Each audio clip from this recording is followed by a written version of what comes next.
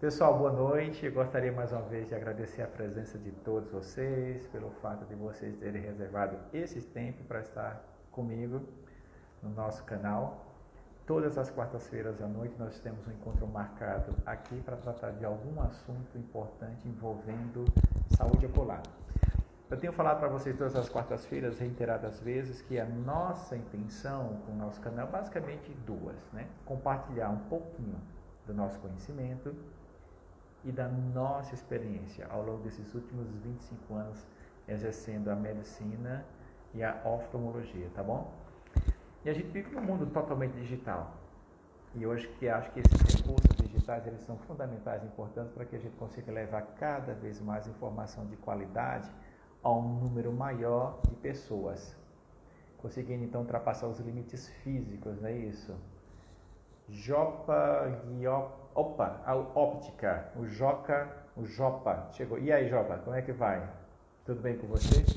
Obrigado, viu? Obrigado por ter escolhido esse tempo para estar conosco, para nós conversarmos, tá bom?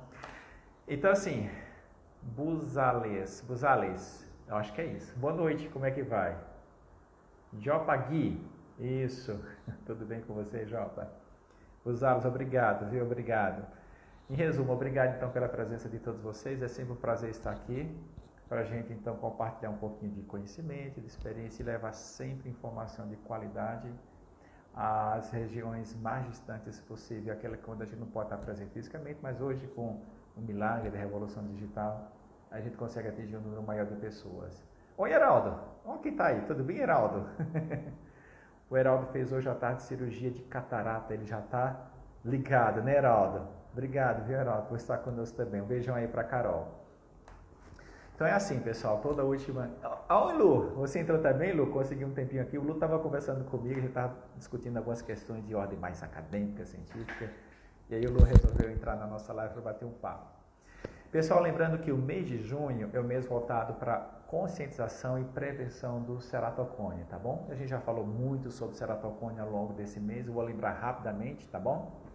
Então aqui nós temos um olho. Ei, Heraldo, obrigado, viu? A parte mais anterior do olho se chama córnea, tá bom?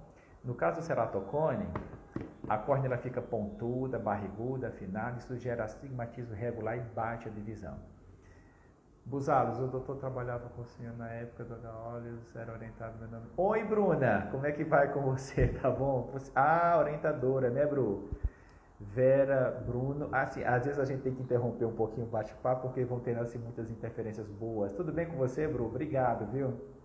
Obrigado. Vamos bater papo, viu, Bruno? Vamos bater papo, vamos conversar um pouquinho mais. Isso, a Verinha também acabou de entrar. Laiane, você... Nossa! Doutor Luiz, o Luciano, joia, obrigado. Matheus, e aí, Matheusinho, como é que vai? Tudo bem? Eu tenho que cumprimentar todo mundo, né? Antes da gente continuar o nosso bate-papo.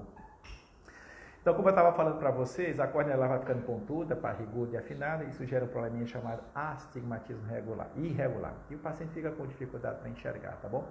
Acredita-se que existem duas principais causas, né? Genética, que está relacionada então à alteração da estrutura da córnea. Acredita também que tem uma linha que acha que é inflamatório, outros dizem que não é inflamatório. A gente também discutiu as questões com relação ao tratamento clínico. Esses pacientes geralmente eles vêm acompanhados de algum tipo de alergia. Então é importante a gente orientar os cuidados gerais com relação a carpete, tapete, cortina, bichinho de pelúcia e tal. E aí, Sam, como é que vai? Tudo bem? E é claro, com relação a não coçar os olhos, isso é uma orientação fundamental, importante, tá bom, pessoal? Porque assim, o friccionar o olho, a fricção é como se fosse um trauma mecânico. E isso pode estimular algumas proteínas que vão acelerar esse processo de afinamento. E aí, Lisboa? Lisboa, tudo bem? Lisboa Tan, boa noite, tá? Isso pode acelerar esse processo de desgaste da estrutura da córnea. Ela vai ficando pontuda, barriguda e afinada. Mas não basta a gente só dizer para o paciente, não coça, porque geralmente coçar pode ser resultado de uma reação alérgica. Então é importante fazer o tratamento com o seu médico oftalmologista para tratar da sua alergia. Tem que usar antialérgico, lubrificante, às vezes um pouquinho de corticóide, um pouquinho de imunomodulador. Às vezes tem que tomar remedinho por boca também para diminuir essa vontade de coçar. E outra coisa importante, pessoal, vacina, tá bom? Então, nós temos alguns pacientes pediátricos, até mesmo adolescentes, que depois que fazem um tratamento adequado com imunopediatra e tomam vacina, muitos deles diminuem consideravelmente a vontade de coçar, tá bom? Então, o tratamento clínico do ceratocone seria mais ou menos isso, os cuidados com relação à mudança de comportamento, os cuidados com relação à higiene do ambiente, usar as medicações pertinentes para tratar ou, pelo menos, diminuir a vontade de coçar.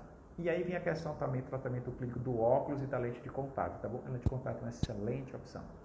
Mas existem aquelas situações em que o paciente está com a doença no estágio um pouquinho mais avançado. E aí a gente tem algumas opções de tratamento cirúrgico, tá bom? A gente falou para vocês que o crosslinking é uma opção, a gente aplica riboflavina e ultravioleta na córnea. A função não é curar a doença, a função é diminuir a velocidade de progressão da doença, tá bom? E com isso, depois a gente adapta uma lente de contato, o paciente voltar a usar óculos. E geralmente é indicado quando a doença já está em progressão. Já existe uma situação que a doença já não está tão progredindo, tá bom? E aí o paciente não, a rigor, não precisaria fazer um crosslink. A gente então pode implantar um anel. E, literalmente, tá bom, pessoal? A gente coloca então uma substância, coloca um anelzinho intracorneano. A função do anel, na verdade, é remodelar a curvatura da córnea. Também a função do anel não é curar o ceratocone. Com o remodelamento, então, fica mais fácil uma adaptação de lente de contato ou uso do óculos, tá bom?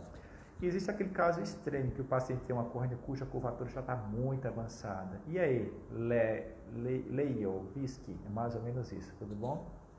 Então, naquelas situações em que a córnea já está com uma curvatura muito avançada ou a espessura está muito fina, tem que fazer o transplante de córnea, tá bom? Então, a gente tira a córnea desse paciente e coloca uma córnea sadia. A gente pode tirar toda a espessura da córnea, hoje a gente faz isso com menos frequência, ou deixa a camada mais posterior da córnea, tirando somente a camada anterior, que a gente chama então de transplante lamelar. E uma última coisa que não é comum fazer, mas que pode acontecer, sei lá, o paciente fez o transplante de córnea, infelizmente teve algumas rejeições, fez vários transplantes de córnea e não funcionou. Uma última coisa que pode ser feita também é implantar uma córnea artificial, tá bom? Então é mais ou menos isso que a gente conversou bastante com vocês ao longo desse mês de junho, um mês de conscientização e prevenção do ceratocone, tá bom? Então agora a gente vai responder algumas perguntas. Se tiver perguntas ao vivo, pode enviar para mim e eu vou responder algumas perguntas que já foram enviadas previamente, tá bom? Então a Yasmin está perguntando o seguinte: Dr. Charles, Leia, ei Leia, como é que vai? Tudo bem com você?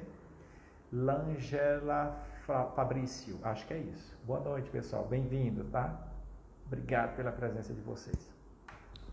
A Leia está perguntando, a Yasmin está perguntando, o que é cirurgia refrativa personalizada? Eu vou tentar ser o mais simples possível, tá bom? Então, assim, vocês estão acostumados a ouvir os seguintes graus: hipermetropia, miopia e astigmatismo. De uma maneira geral, o paciente tem dificuldade para enxergar. Então, a gente chama isso de aberração de baixa ordem. Existe um outro tipo de fenômeno que interfere na maneira como a luz entra dentro do olho, que não é miopia. Aqui a Bruna está perguntando como saber se eu sou suspeita de ceratocone ou não. Bruna, primeira coisa que a gente tem que fazer, que já vai ser uma resposta. Ei, Léa, tudo bem? Tranquilo? Obrigado, viu? A Dani também. Ei, pessoal, obrigado pela presença de vocês, né? Sabe qual a brincadeira que eu faço geralmente com os pacientes dentro do consultório para facilitar o entendimento? Então vamos fazer uma comparação. Eu pergunto para os pacientes: olha, você tem aquelas marquinhas no braço de que você fez aquelas injeçõezinhas que são necessárias para o cartãozinho de vacina? Ah, doutor, eu tenho sim. Você estava doente quando você fez aquele tratamento? Não, doutor, eu não estava doente. E por que você tomou? Prevenção. Então, assim, já está embutido na nossa cultura a prevenção com relação às doenças infecciosas muito comum na fase mais tenra da vida, quando a gente é criança, tá bom? Uma outra coisa que já está incorporada na nossa prática é o uso de cinto de segurança. Automaticamente, quando a gente entra do carro, a gente coloca cinto de segurança, correto? Muito bem. E com relação à saúde de uma maneira geral, e nosso slogan que a gente tem defendido bastante, a saúde ocular começa na prevenção. Pessoal, a primeira consulta na vida do indivíduo tem que ser na maternidade, tá bom? Porque às vezes você tem um olho bom, mas o outro olho pode não ser tão bom assim. E aí você não percebe que tem um olho ruim e vai tocando a vida. E quando vai precisar de assistência oftalmológica na fase mais avançada da vida, esse olhinho ruim nem sempre a gente consegue dar um tratamento tão legal. Então, assim, como saber se eu tenho ceratocone ou não? Primeiro são seus sintomas, são seus sinais. Principalmente você está com a vista embaçada, você acha que tem coceira muito no olho quando você tem sensibilidade à luz. Mas mesmo antes disso, você vai descobrir se você tem ceratocone ou não. Isso se torna, exatamente, Bruna, você fica amblíope, tá bom? O olho fica preguiçoso, não é isso? Como é que você vai saber se tem ceratocone ou não? Passando em consulta oftalmológica. Quando é que eu devo passar em consulta oftalmológica? Uma vez por ano, mesmo que eu não tenha nada, tá bom? Lembrando, é prevenção, pessoal. Um dos melhores remédios para a gente tratar as doenças, aquelas que ainda não se instalaram, é tentar se antecipar a manifestação dela. Como? Fazendo prevenção. Então, uma vez por ano você passa no seu médico oftalmologista. Outra coisa que eu tenho falado com vocês. Ei, Cláudia, como é que vai? Tudo bem? Quem trata problema ocular, Laís. Oi, Laís, tudo bem com você? Boa noite. Qual o profissional no território brasileiro que está treinado e habilitado a resolver problema ocular? É o médico oftalmologista, não é outro, tá bom? Então, uma vez por ano você tem que passar em consulta. E aí o médico vai fazer... Kleber, boa noite, tudo bem com você, amigo? Você vai passar em consulta com o médico oftalmologista e ele vai identificar no exame normal se você é uma paciente portadora de ceratocone ou não, tá bom? Então, voltando para a pergunta da Yasmin, o que é cirurgia então personalizada? Lembra que eu falei para vocês? O Liz Boatan está dizendo o seguinte: ter a córnea fina me impossibilita de fazer qualquer tipo de cirurgia? Isso é uma discussão também tão interessante, pessoal, que é assim, para facilitar o entendimento, a córnea tem em média 530 micras de espessuras, tá bom? Existe outra discussão, o quanto que a córnea precisa ter de espessura final para que ela funcione normalmente. Alguns estudos dizem que provavelmente 400 micras. Então é assim, Lisbon, se você tem grau, mas se o seu grau, se você tem uma córnea, digamos, de 490 micras, tá bom? Mas o seu grau é baixo, 1 grau, 2 graus, até 3 graus de hipermetropia ou de miopia, depende do tipo de grau e quantidade de grau, dá para fazer a cirurgia na córnea com segurança. Então a gente precisa obedecer uma relação proporcional entre a quantidade de grau que eu tenho e a espessura da minha córnea. Se você, por exemplo, tem uma córnea fina e o grau é muito grande, gente, não dá para aplicar laser na córnea. Uma outra opção é a gente implantar uma lente dentro do olho. Não é aquele implante de cirurgia de catarata, tá bom? Que isso a gente geralmente faz com o paciente está na fase mais avançada da vida. É um implante de lente quando o paciente tem um grau muito forte e a córnea é fina e que não dá para fazer a cirurgia com segurança na córnea. Agora, se você tem uma córnea fina, mas não muito fina, e a quantidade de grau que você tem não é muito grande, por exemplo, 490 micras, que é considerado uma córnea fina, você tem 1, 2 ou quem sabe até 3 graus de miopia, por exemplo, dá para fazer com segurança a sua cirurgia na córnea, tá bom? Por isso que tem que sempre passar em consulta com o seu médico oftalmologista e fazer os exames de rotina. E se você é um candidato à cirurgia? Everton, boa noite, como é que vai? Tudo bem? E se você é o... Adriana, boa noite, como é que vai? Tudo bem com você, Adriana Sanchez? E se você tem pretensões de fazer cirurgia refrativa, tem que fazer os exames de rotina. Avaliar a curvatura da córnea, a espessura da córnea, a curvatura posterior da córnea. Tem que dilatar a vista para examinar o fundo do olho. Olha só, antes de responder lá sobre cirurgia personalizada, o Dan está perguntando: descobrir da pior forma que devemos passar com o médico oftalmologista e não pessoas indicadas pela... Então, assim, o Dan está ratificando isso que a gente acabou de falar, pessoal. O médico, o profissional responsável por tratar a saúde ocular no território brasileiro é um médico oftalmologista. Essa é uma bandeira que tem sido defendida pelo Conselho Brasileiro de Oftalmologia há muitos anos. E a gente, claro, faz jus a essa ideia e a gente também defende da mesma forma, tá bom? Então, olha só, doutor, o que é Lisbon? Muito obrigado, doutor, pela explicação, muito clara a sua resposta. Obrigado, viu, Lisbon? Então, assim, o que é cirurgia personalizada? Vamos lá, vamos ver se eu consigo responder. Então, os graus normais, miopia, hipermetropia e astigmatismo, são considerados aberrações de baixa ordem, tá bom? Isso é grande responsável pela dificuldade do olho enxergar. Existe uma categoria de tipos específicos, vamos colocar assim, de grau, que a gente chama de aberrações de alta ordem. Trifólio, tetrafólio, coma, aberração esférica, tá bom? Oi, Luciane, tudo bem? E aí é o seguinte, são aqueles pacientes que dizem o seguinte: olha, doutor, engraçado, eu fiz minha cirurgia, eu consigo enxergar com quantidade, mas eu percebo que quando eu vou tentar ver mais detalhadamente, é como se o formato das letras perdesse um pouquinho o seu contorno.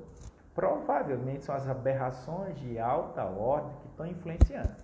E a gente então faz a avaliação no pré-operatório do quanto que o paciente tanto tem de aberração de alta ordem, né? Na verdade, todo mundo tem. Só que uns têm um pouquinho acima da média e isso pode influenciar no resultado da visão final, principalmente, pessoal, na visão noturna. Porque o que acontece?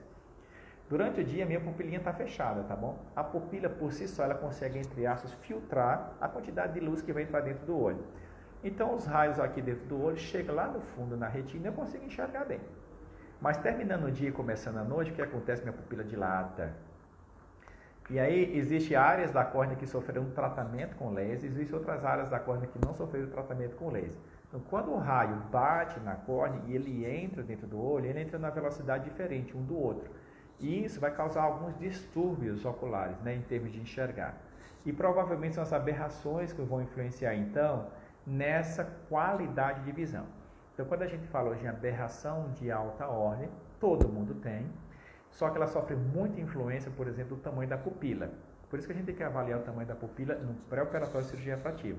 Se estiver dentro do diâmetro normal, dá para fazer a cirurgia com segurança. Se for um pouquinho maior, a gente tem que levar em consideração a possibilidade de fazer uma correção das principais aberrações de alta ordem, tá bom? É um conceito um pouquinho mais complexo para as nossas lives do dia a dia, mas isso é uma dica bem simples. Outra pergunta da Yasmin. Dr. Charles, é possível corrigir a miopia e o astigmatismo de uma única vez? De uma forma geral, sim, tá bom? O raciocínio continua o mesmo. Então, a gente tem que levar muito em consideração a quantidade de grau que você tem, curvatura da córnea, espessura da córnea, diâmetro da pupila. Então, se você tem uma relação proporcional, quantidade de grau e condições de córnea, pupila de fundo de olho, de retina, dá para fazer a cirurgia assim com segurança, dá para corrigir praticamente todo o grau e você diminui muito sua dependência aos óculos ou quem sabe ficar a maior parte do tempo sem óculos. Existem situações, principalmente na hipermetropia, pessoal, na astigmatismo, que ocorre um fenômeno que a gente chama de regressão do tratamento. Existem algumas pessoas que a gente faz o tratamento normal, só que ao longo do tempo o tratamento pode perder um pouquinho o efeito. E aí pode, entre aspas, voltar um pouquinho de grau. Mas a Yasmin está perguntando principalmente sobre miopia e astigmatismo. Se você tem uma relação proporcional à quantidade de grau que você tem, curvatura de córnea, espessura de córnea, diâmetro de pupila e condições de fundo do olho, se for totalmente proporcional, dá sim para fazer a cirurgia sem nenhum problema.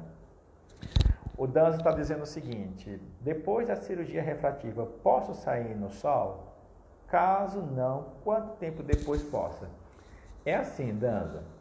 Hoje a cirurgia refrativa é considerada um procedimento, apesar de complexo, altamente seguro, eficaz e rápido, tá bom? Vai depender muito da técnica que a gente vai utilizar. Deixa eu dar um oi para a Luciane. Oi, Luciane, como é que vai? Tudo bem? Fred, boa noite, amigo. Como é que vai? Danilo, deixa eu dar um oi. Quem que está aqui? Deixa eu ver o nome aqui. Tem um monte de gente aqui. Simone, antes da Simone tem a Furiati, é isso mesmo? Bem, Mendonça, beijão para você, tá? Muito obrigado pela sua presença. Simone, como é que você vai? Tudo bem com você, jovem? Vívida, Vívica, Vívica Dias. Obrigado pela presença de vocês, viu, pessoal? Muito obrigado.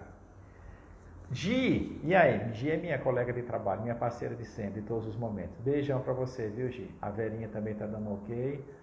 Deixa eu ver aqui, o Libotan está perguntando o seguinte: juro que... Não jura não, porque pode ser que venham outras perguntas. Juro que é a última pergunta, Rezos. A cirurgia de ICL entra como uma opção para as pessoas com alto grau em astigmatismo? É isso. Então, assim, aquilo que a gente tinha comentado antes, tá bom? Deixa eu ver quem está falando aqui. Clapola, Clapola, acho que é isso. Tudo bem, Clapola? Tudo bem com você? Obrigado, viu? Lisboatan, na verdade. É assim, lembra que eu comentei? A gente deve levar em consideração uma relação proporcional entre a quantidade que eu tenho, curvatura, espessura de córnea, tá bom? Se essa relação é desproporcional, se existe um risco de, em vez de melhorar, piorar, você danificar um pouco mais a estrutura da córnea, você não deve aplicar, então, laser na córnea. Nessa condição, se eu tenho muito grau, vamos dar um exemplo, tá bom? Eu tenho 15 graus de miopia, tá bom? E a minha córnea tem 500 micros de espessura. Doutor Charles, dá para fazer a aplicação de laser na córnea? Não, gente, não é aconselhado nesse caso. Então, a sugestão muito boa é a gente realmente, implantar uma lentezinha que fica, na verdade, ela fica aqui, Ela fica à frente do cristalino e atrás da íris, tá bom? É um procedimento um pouquinho mais complexo, não é isso? A gente tem que entrar dentro do olho, implantar a lente, depois fecha o olhinho e a gente acompanha o paciente no pós-operatório. Existe uma série de exames que são mais importantes para a gente avaliar a elegibilidade do paciente para esses casos, tá bom, Lisboa? Tá? Então, em resumo, isso que você falou é verdade.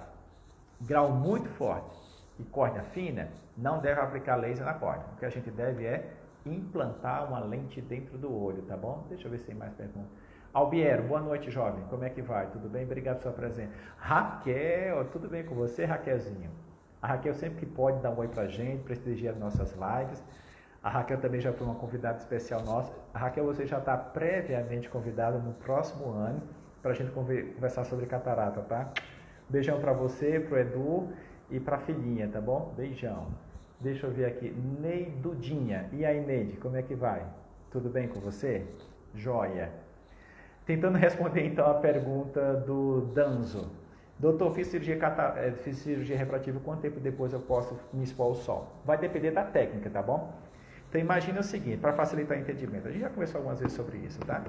Vamos pensar naquela técnica que a gente precisa fazer a aplicação de laser na córnea, fazendo a remoção mecânica previamente.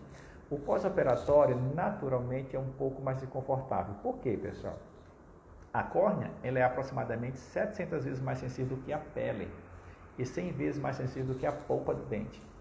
Ela é o milímetro cúbico mais inervado de todo o corpo. A córnea não tem vaso, mas em contrapartida ela tem muitas terminações nervosas. Então é comum no pós-operatório o paciente ter desconforto. Tudo bem, Rosa? Ei, Yasmin, eu já respondi algumas perguntas tuas, tá bom, Yasmin? Rosa Naebene, acho que é isso. Tudo bom, Rosa? Yasmin, muito obrigado por sua presença. Então, se você faz a cirurgia que você remove... Rosa, ei, boa noite. Tudo bem, Rosa? Se você faz aquela cirurgia que faz a remoção mecânica da superfície do epitélio da córnea, Rosana, boa noite, Rosana. É comum você ter um pouquinho de desconforto no pós-operatório, principalmente o primeiro, segundo dia. E a luz solar acaba irritando a superfície ocular. Você vai ter um pouquinho de sensibilidade à luz. Então, a gente espera aí 1, 2 dias mais ou menos. E aí a gente pede então para o paciente de repente usar um óculos escuro, ou usar um bonezinho, caso ele precise se expor a uma condição que tenha luz ambiente mais intensa, ou até mesmo luz artificial, que é menos frequente, mas pode acontecer. Mas vamos pensar assim, se você fez a cirurgia que fez essa remoção mecânica, você vai ficar aí uns 2, 3 dias mais ou menos com um pouquinho mais de desconforto e sensibilidade à luz. Não é que você tem que deixar se expor ao sol, na verdade você vai tentar proteger usando um óculos, um boné, alguma coisa do tipo, tá bom? E tem aquela outra opção da cirurgia que a gente levanta a tampinha, aplica o laser por baixo e devolve a tampinha. Essa tampinha é como se fosse um curativo natural. Em geral, o paciente não tem tanto desconforto no pós-operatório. Eu diria até que no primeiro dia que fez cirurgia hoje, amanhã, por exemplo, ele já consegue se expor ao ambiente solar sem tanto desconforto. Mas ainda é interessante se usar um pouquinho de óculos escuro para diminuir um pouco a exposição, tá bom? Vamos para a próxima sequência de perguntas, gente. Deixa eu ver aqui. Vocês acreditam que já se foram 26 minutos? O tempo passa muito rápido. Ei, Letícia, boa noite, como é que vai? Opto, Juliane, como é que vai? Tudo bem? Obrigado, viu, gente? Obrigado pela presença de vocês. Obrigado por ter reservado esse tempo para estar conosco. É sempre um prazer estar com vocês. Thaís, como é que vai você, jovem? Tudo bem?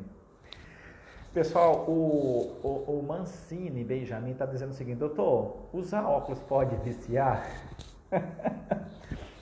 Eu vou tentar fazer uma analogia com vocês. Por exemplo, tudo bom, Juliano? Boa noite. Beber água vicia, dormir vicia, comer vicia. Na verdade, nós temos necessidades naturais e essas necessidades precisam ser supridas. Então, se eu tenho sede, eu posso, por exemplo, até tomar um refrigerante. Para algumas pessoas é até suficiente, mas eu particularmente só me sinto saciado quando eu tomo água. Com fome, eu como. Estou com sono, eu posso descansar, eu posso dormir, tá bom? Gente, se meu olho tem algum problema de grau, ele precisa ter sua necessidade suprida, seja de miopia, hipermetropia, astigmatismo. Então, quando eu coloco o óculos ou minha lente de contato, por exemplo, eu estou suprindo naturalmente a necessidade do meu olho.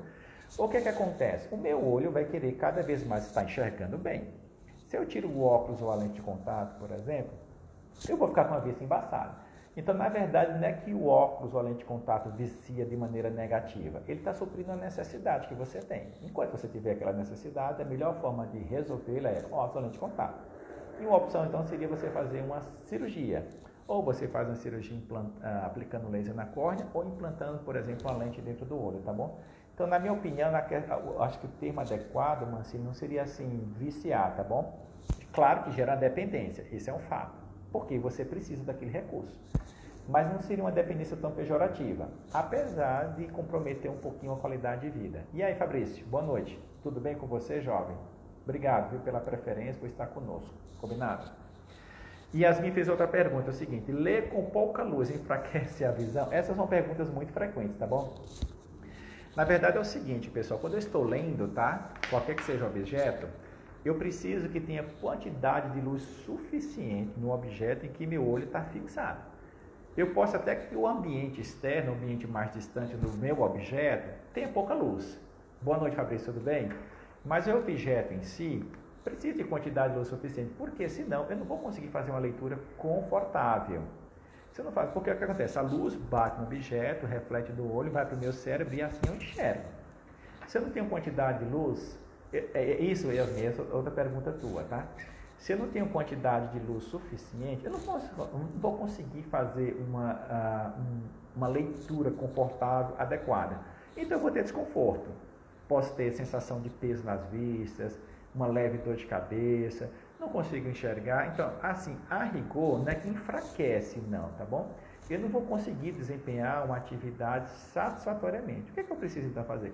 Colocar a quantidade de luz suficiente no objeto no qual meus olhos estão fixando, para que eu consiga, então, fazer aquela leitura confortavelmente. Tudo bem? Olha só, tem outra pergunta aqui assim, ó.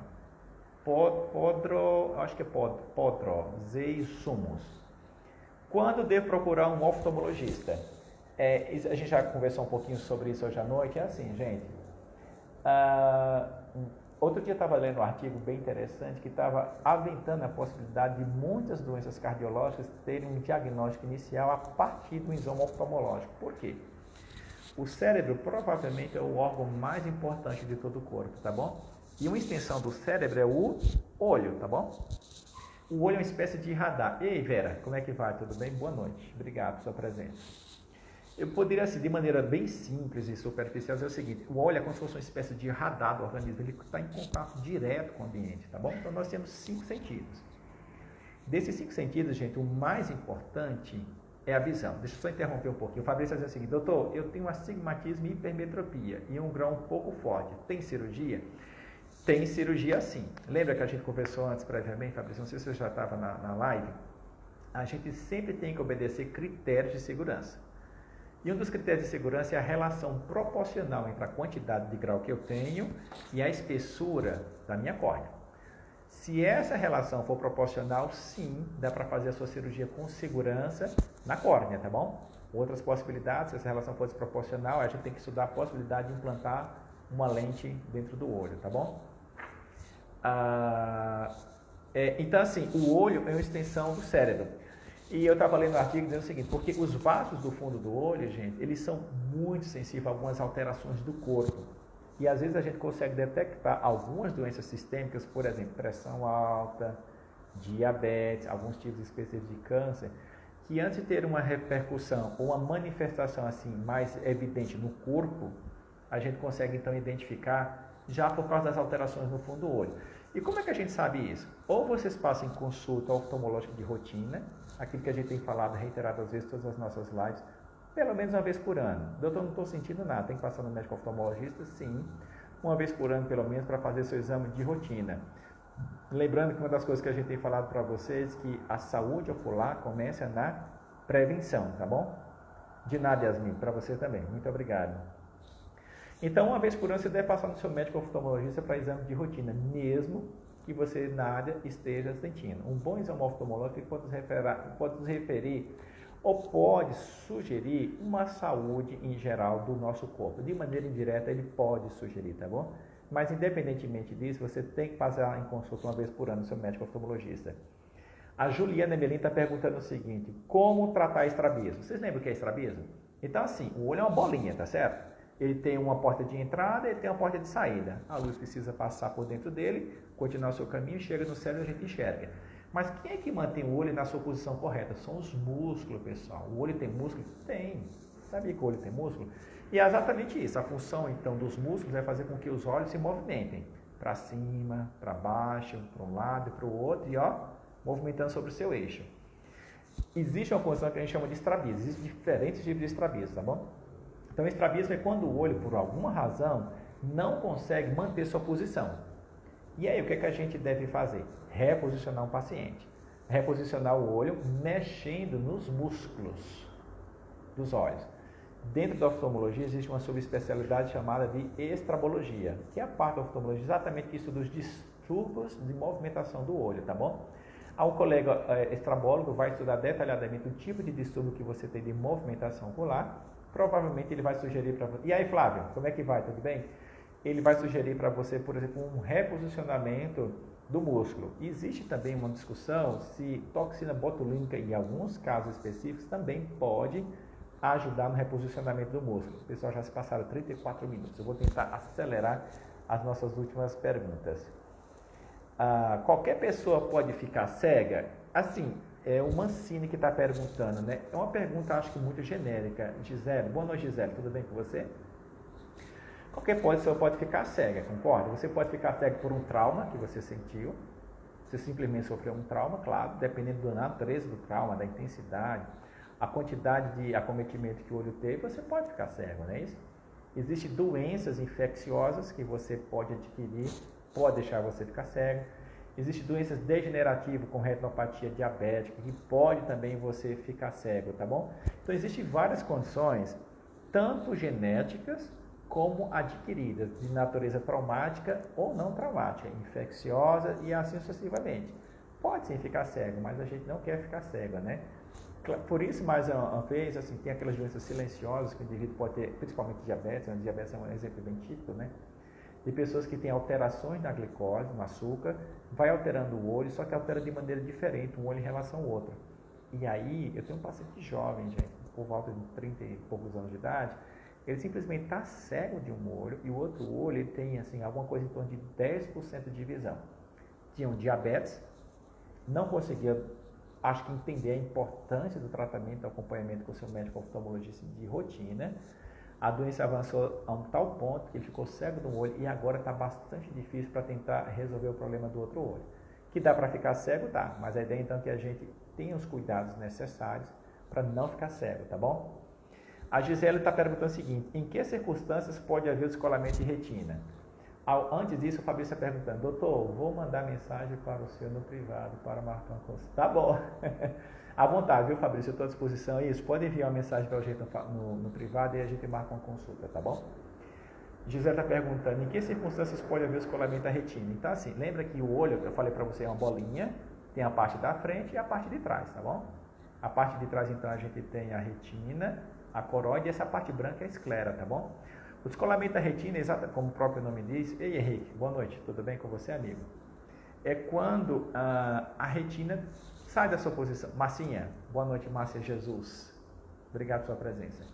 É quando, então, a retina sai do seu posicionamento. Gente, várias causas, aquelas mesmas causas com relação, por exemplo, à cegueira. Você pode ter descolamento de retina por trauma, por infecção, por inflamação, por alguma doença degenerativa, por uma condição congênita, existem várias possibilidades, tá bom? E aí, dentro da oftalmologia, o colega que mais estuda retina é o retinólogo. E a gente também sempre faz exame de fundo de olho para saber, de uma maneira geral, como é que estão as coisas. Porque existe assim, Wesley, boa noite, tudo bem? Existem alguns descolamentos, por exemplo, pequenos e periféricos, que no primeiro momento não causam muita alteração no fundo do olho, mas ele pode se alastrando. E aí, doutor, como é que a gente sabe? Passando em consulta oftalmológica. Lembrando, a saúde ocular começa na prevenção.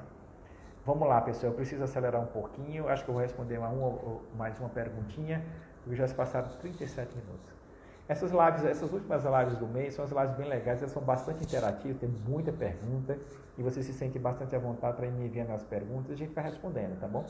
E a gente acaba tratando de outras questões oculares que não só aquelas que a gente tem feito ao longo do tempo. A Gisele Miller também fez a seguinte pergunta: como a pessoa pega conjuntivite? Ela sempre é contagiosa? Na verdade, não. Então, assim, quando a gente fala nas doenças, a gente precisa lembrar um pouquinho da anatomia, tá? Então, a parte branca do olho, para facilitar o entendimento, ela é revestida por uma membrana semi-transparente chamada conjuntiva, tá bom? E a conjuntiva tem algumas funções. Vamos pensar que uma das principais funções da conjuntiva é proteger a superfície ocular, tá bom? Mas como o nosso olho, quando está aberto, mantém contato com o ambiente, a gente pode sofrer muita influência do ambiente, tá bom? E aí, micro-organismos, isso foi você mesmo, Gisele, foi você que perguntou. Tem muitos micro-organismos, tem muitos bichinhos e espécies no ambiente, bactérias, fungos, protozoários e vírus. Então, quando a nossa superfície ocular entra em contato com esses micro-organismos, principalmente vírus, ela tenta se proteger manifestando uma reação, tá bom? Então, as conjuntivites infecciosas, principalmente aquelas causadas por vírus, são as mais comuns, elas são doenças contagiosas. E como é que a gente adquire essa doença, gente? Tendo contato direto com alguém que está com conjuntivite infecciosa, tá bom? Então, o problema da conjuntivite infecciosa, por exemplo, causada por vírus, é que ela tem o que a gente chama de período de incubação. Às vezes você está com o vírus precisa de um tempo X para manifestar alguns sintomas, mas mesmo antes de manifestar... Nível, boa noite, tudo bem com você? Antes de manifestar alguns sintomas, você já tem um vírus lá circulando, aí de repente, olha só, você não sabe que está com conjuntivite, só que tem um pouquinho já de vírus no seu olho, você coça o teu olho, então o vírus que está no olho vai para a sua mão, e de repente você pode cumprimentar uma pessoa, e da tua mão passa para outra pessoa, e essa pessoa por acaso de repente leva o vírus para o olho, tá bom? Em outras condições, por exemplo, às vezes os vírus podem estar dispersos em ambientes de superfície mais sólida, sei lá, uma maçaneta, e ele tem um tempo de vida.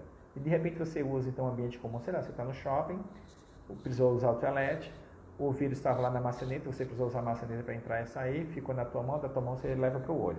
Ou seja, você pode sim adquirir conjuntivites infecciosas pelo contato direto, isso é o mais comum. Existe também um grupo de conjuntivite não infecciosa. Para facilitar o entendimento, são as conjuntivites alérgicas, tá bom? As conjuntivites alérgicas, pessoal, não passam para as outras pessoas. As conjuntivites infecciosas, sim. Mas, doutor Charles, então como é que eu vou saber? Eu vou dar uma dica para vocês, tá? Então, quando a gente pensa em conjuntivite alérgica, a principal característica, qual que é? A coceira. O paciente coça bastante o olho.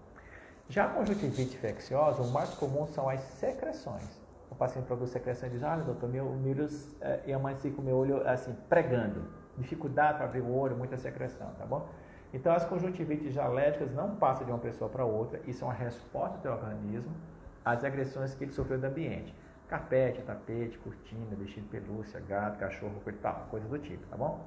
As conjuntivites infecciosas, principalmente o mais comum é o vírus, você teve um contato direto com alguém que estava com conjuntivite, passou para você, você pode passar para as outras pessoas. E aí, procurar seu médico oftalmologista. Meu olho está coçando, queimando, ardendo, lacrimejando, está com secreção, sensibilidade da luz, a vista um pouco embaçada, vou passar no pronto-socorro, por exemplo.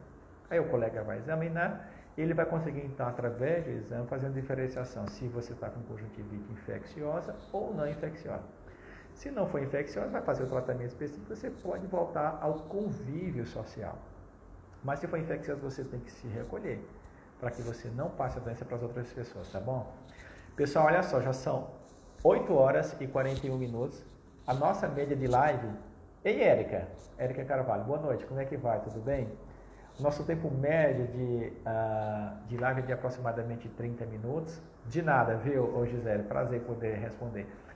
Eu preciso encerrar, porque a gente tem outras atividades e vocês também. Eu gostaria de aproveitar e agradecer mais uma vez a presença de todos vocês, lembrar da importância... Ei, Érica, boa noite, como é que vai? Tudo bem? A importância de vocês compartilharem esse conteúdo, de vocês clicarem lá, dar o joinha, clicarem no sininho.